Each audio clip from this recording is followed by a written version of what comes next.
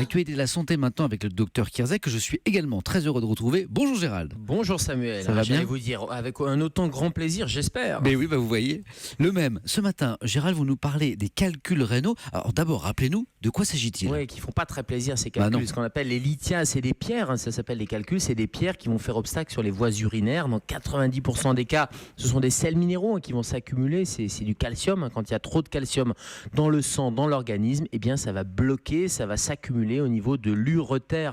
L'ureter, c'est cette voie urinaire entre les reins et la vessie. Et dans l'immense majorité des cas, il passe inaperçu, mais parfois il se bloque et c'est ce qui est responsable de la colique néphrétique. Vous savez, cette colique néphrétique, elle fait tellement mal, elle part des reins de derrière, là, elle tourne un peu, elle descend vers l'avant, qu'on l'appelle nous dans le jargon la colique frénétique, tellement la douleur fait que le patient est quasiment frénétique de douleur. Et Gérald, contre ce mal, contre cette douleur, quels sont les traitements ? Alors, quand il n'y a pas de douleur, déjà, c'est asymptomatique, donc on ne fait pas grand-chose. Oui. Et quand c'est symptomatique, il va falloir calmer la douleur. Les anti-inflammatoires, les antalgiques, et puis quand le calcul est petit, il descend tout seul.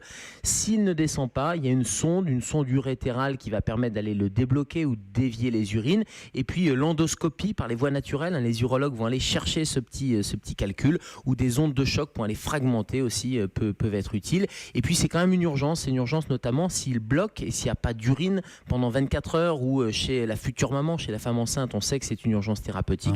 Et puis deux autres cas, quand on a un seul rein, ça arrive chez des patients qui n'ont qu'un seul rein, bien sûr c'est une urgence, ou quand il y a des signes infectieux, et je pense avec de la fièvre, des signes de colique néphrétique plus de la fièvre, c'est une urgence. Gérald, les calculs rénaux au quotidien, est-ce qu'on peut faire quelque chose pour s'en prémunir ? Alors, pour les prévenir, on boit, quand je vous dis à chaque fois il faut boire 1,5 litre, 2 litres, c'est aussi pour pouvoir bien drainer, bien hydrater, surtout quand il fait chaud, surtout quand on fait du sport, parce que la déshydratation va favoriser ces calculs.